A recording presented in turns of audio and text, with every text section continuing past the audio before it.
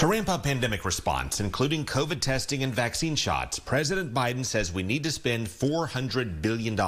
These 10 Republican senators countered with $160 billion, plus $20 billion for schools. Senator Marco Rubio is not one of the 10 Republicans who submitted the counterproposal, but he shares their concerns over the cost of the president's plan. Well, $400 billion is a number.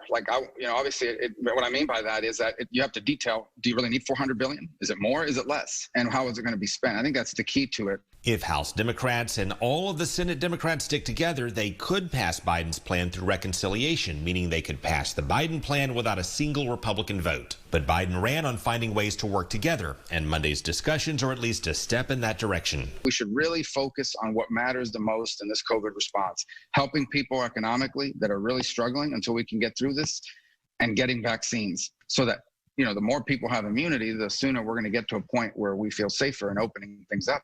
The president's plan includes $1,400 stimulus checks for most taxpayers, $350 billion to help state and local governments through the pandemic, as well as a $15 federal minimum wage and expansion of the child tax credit. The Republican counterproposal scales that back. Where do you see this in the end? What makes the cut, what doesn't?